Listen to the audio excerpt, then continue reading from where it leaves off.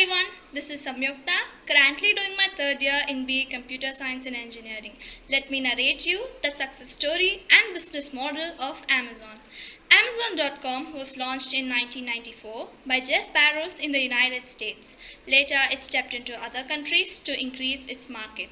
Amazon India was started in June 2013 and sooner became one of the biggest e-commerce platforms in India. Initially, the company started with selling books and it expanded to sell electronics, household, software, food, jewelry, and a lot more. Amazon sells pretty much everything. In fact, they currently have a selection of over 100 million different products to choose from.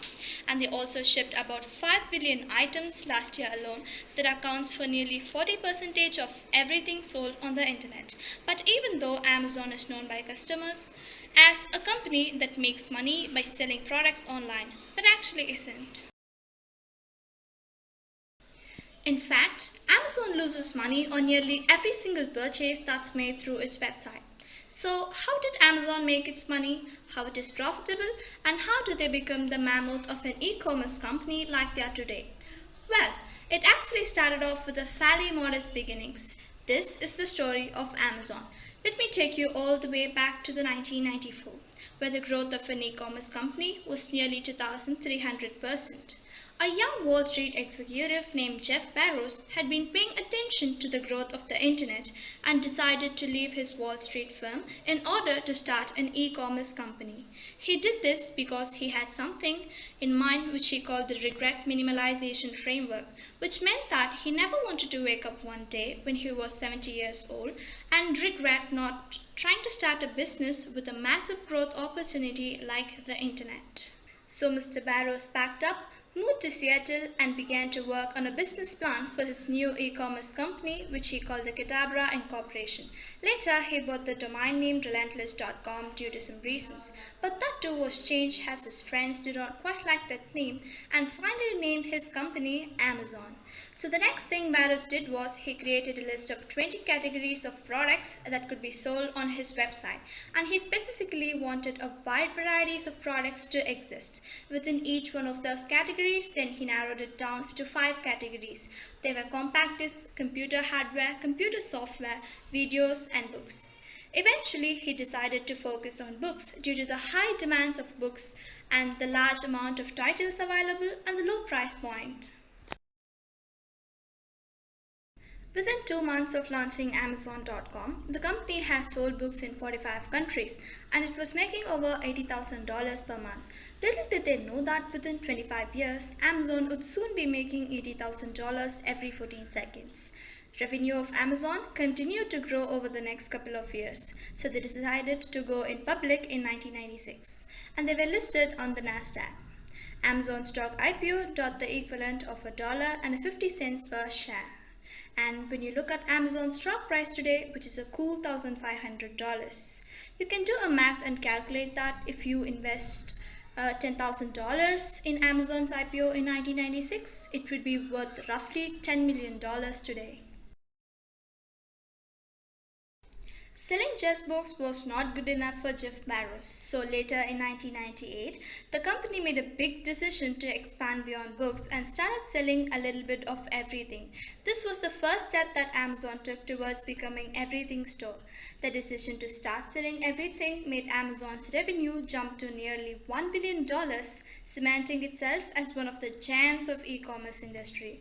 Investors soon became very fond of Amazon and its upside potential, which made Amazon's stock price reach $113 per share in 1999 and indirectly making Jeff Bezos a billionaire and a Times Person of the Year.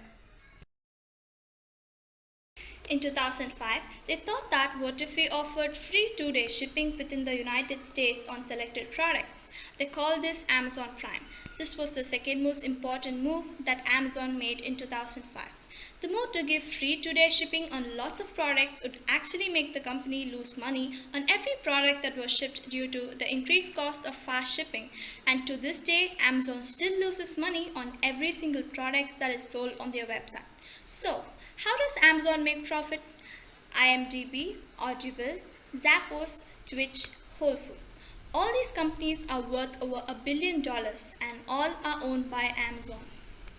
Even though these subsidiary companies do not affect Amazon bottom line that much in terms of revenue, a lot of giant companies have a business strategy where their main product or service is not profitable like Amazon Marketplace, but several of their smaller subsidiary product or services are profitable. Amazon Web Services, or AWS for short, began at 2006. AWS does a ton of different things, but try to simplify it. AWS is a cloud computing company that hosts websites and applications for customers and other businesses. They offer a very affordable way for businesses to host large-scale websites. This would become very vital to Amazon in future. In fact, over the next 13 years, AWS would end up growing at a rate faster than Amazon's marketplace. Roughly 34% of all websites today use Amazon Web Services as their platform. Meanwhile, the next three biggest competitors are Microsoft, Google, and IBM, on 11, 8, and 6% of their share respectively. In November 2007, Amazon released Kindle, its first e-reader, which became quite popular among the users. In 2007, they launched Amazon Music. Another Amazon product that has gained popularity is Alexa, which is a virtual assistant AI technology developed by Amazon. Amazon is an international enterprise that has become inseparable from the global economy. It has become more and more productive and has adapted throughout its inception with originality and unorthodoxy. It will continue to grow and remain supreme until its competitors finally catch up to it. Thank you for watching and have a great day.